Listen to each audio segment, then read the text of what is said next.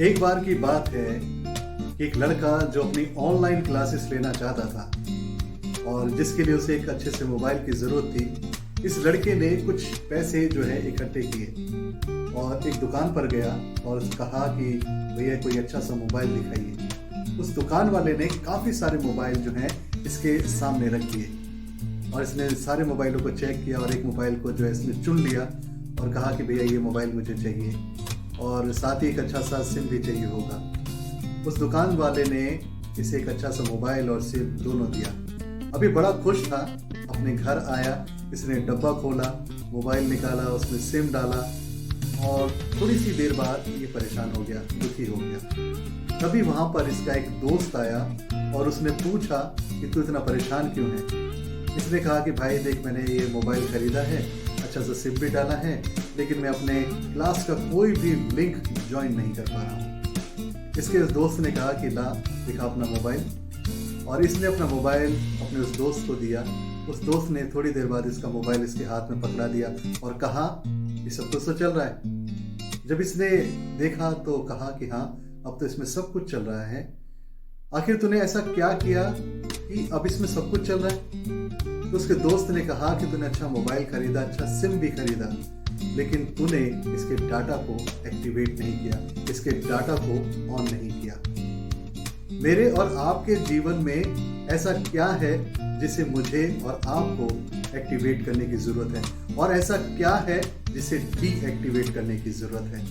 मैं सैमसन मसीह आपका स्वागत करता हूं आज के इस खूबसूरत और मुबारक दिन में। आपको खुशामदीद कहता हूं, जय मसीह की कहता हूं।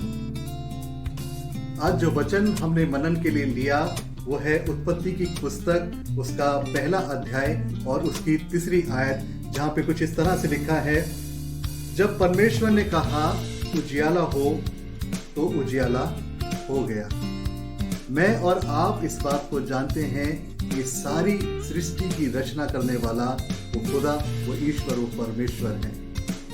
लेकिन परमेश्वर ने इस बात को सिर्फ अपनी सोच समझ में नहीं रखा, अपने विश्वास में नहीं रखा, परंतु क्या किया, अपने वचन के द्वारा बोलकर इस सारे संसार की जो है रचना की।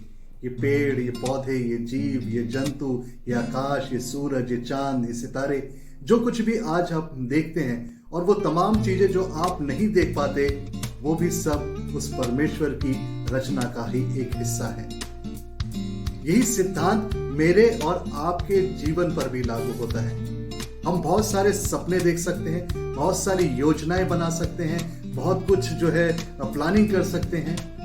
वो सारी प्लानिंगें, वो सारी योजनाएं, वो सारा विश्वास धरा का धरा रह जाता है जब हम अपने मुंह से अंगीकार नहीं करते, इस बात को बोलते नहीं हैं।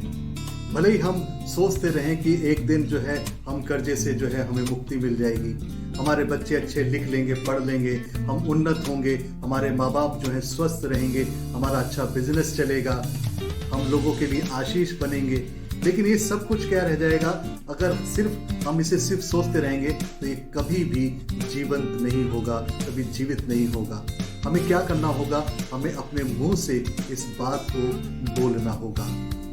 हम जानते हैं परमेश्वर का वचन कहता है भजन संहिता 91 में, जहां पे लिखा है, मैं यहोवा के विषय कहूंगा, वह मेरा शरण स्थान और गढ़ है, वह मेरा परमेश्वर है और मैं उस पर भरोसा रखूंगा। यहां पर दाऊद जो है वो सिर्फ अपने मुंह के अंदर इस बात को नहीं रख रहा, वो दुख में है, तकलीफ में, परेशानी में है, तो वो सिर्फ इस बात को जो है ये नहीं कह रहा कि अपने अंदर नहीं कह रहा कि हाँ मेरा परमेश्वर मुझे बचा लेगा, मेरा परमेश्वर जो है महान है, सामर्थ्य है, लेकिन वो क्या कर रहा है? अपने मुंह से इस बात को अंगीकार कर रहा है, वो मुंह से इस बात को बोल रहा है कि परमेश्वर मेरा शरण स्थान और गढ़ है। मुझे और आपको भी अपने मुंह से इस बातों को बोलना है, तभी ये चीजें हमारे जीवन के अंदर एक्टिवेट होती हैं। आपने देखा होगा कि हमारे बड़े बुजुर्ग अक्सर हमारे को ये बात बोलते नजर आते हैं कि अपने मुंह से बुरे शब्द मत निकालो, किसी को बुरा मत कहो, किसी को श्राप मत दो, किसी को बद्दुआ मत दो। क्यों? क्योंकि दुआ और बद्दुआ ऐसी चीज है जो लग जाती है। अगर मैं और आप भी अपने जीवन को बदलना चाहते हैं, अपनी सोच को बदलना चाहते हैं, अपने कामों को बदलना चाहते हैं, अपने इरादों को बदलना चाहते हैं, तो हमें क्या करना होगा? हमें जो है अपने आप को एक्टिवेट करना होगा। हमें कहना होगा कि हाँ, हम इस कर्जे से, इस बीमारी से, इस दुख से निकल रहे हैं। परमेश्वर हमारा सहायक है। हमारे बच्चे अच्छी लिखाई पढ़ाई कर रहे हैं, हमारे माँ बाप स्वस्थ हो रहे हैं। परमेश्वर का धन्यवाद हो। हम जो है उन्नत हो रहे हैं, हमें परमेश्वर आशीष दे रहा है। परमेश्वर मुझे अपनी उस बुद्धिमत्ता से जो है भर रहा है, अपने अनुग्रह से भर रहा है, अपनी आशीषों से भर रहा है। मैं स्वस्थ हो रहा हूँ, मैं आगे बढ़ रहा हूँ। जब हम इस तरह से अंगीकार करेंगे, इस बात को बोलेंगे, तो परमेश्वर हमारे लिए वो तमाम रास्तों को खोल देगा। परमेश्वर का वचन कहता है, यदि तू मुंह से अंगीकार करे और दिल से विश्वास करे कि प्रभु यीशु ही प्रभु है, तो तू और तेरा घराना उद्धार पाएगा। जब तक हम बोलेंगे नहीं, तब तक हम कैसे अपने उस विश्वास को, अपने उन कामों को, अपनी प्लानिंगों को एक्टिवेट कर पाएंगे। इसीलिए कहा जाता है कि आप जो है बोलें। परमेश्वर का वचन भी हमारे को बार बार इस बात को याद दिलाता है कि मांगो तो तुम्हें दिया जाएगा, ढूंढो तो तुम पाओगे, खटखटाओ तो तुम्हारे लिए खोला जाएगा। मांगो, बोलो। उस खुदा से जब आप बोलोगे, उससे कहोगे, तो वो परमेश्वर आपके लिए वो तमाम रास्ते जो है खोल देगा। आपको एक्टिवेट करना है अपने आप को, अपनी सोच को, अपनी समझ को, और परमेश्वर आपके जीवन के अंदर वो बड़े बड़े और महान कार्य करेगा जिसके बारे में आप सोच भी नहीं सकते। प्रभु आपको आशीष दे। आइए हम दुआ करें। हे महान सामर्थ्य खुदावन, तेरा शुक्र और तेरा धन्यवाद कि पिता तूने आज एक बार फिर से मौका दिया कि हम एक बार फिर से मनन कर सकें और इस बात को जान सकें खुदावन कि तू महान है, सामर्थी है, सारी दुनिया को बनाने वाला तू है, और तूने अपने शब्दों के द्वारा खुदावन इस पूरी संसार की रचना की।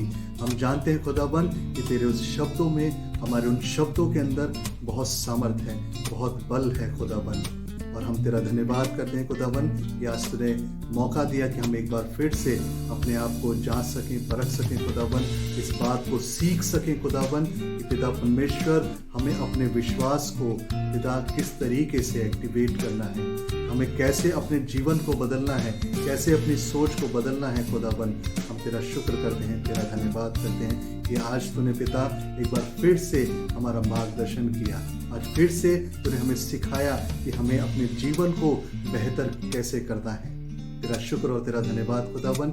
इन भाई बहनों पर भी अपने अनुग्रह, अपनी दया को करें और इनके जीवनों को पिता अपने हाथों में ले लें, और इनकी हर मोड़ पर, हर कदम पे आप रक्षा करें, मदद करें, और इनकी जो भी ज़रूरतें हैं खुदावन, उन तमाम ज़रूरतों को अपने स्वर्गीय भंडारों से पूरा करें। ये सब कुछ मांगता हूँ अपने खुदावन यीशु मसीह की वसीले से, सुन और कबूल कर।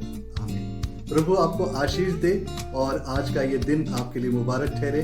किसी भी तरह की कोई कमी, कोई घटी आपके घर, आपके परिवार में ना पाई जाए, परंतु सारी बातों की व्यवस्था प्रभु आपके लिए करे। जय मसीह की। प्रभु आपको आशीष दे।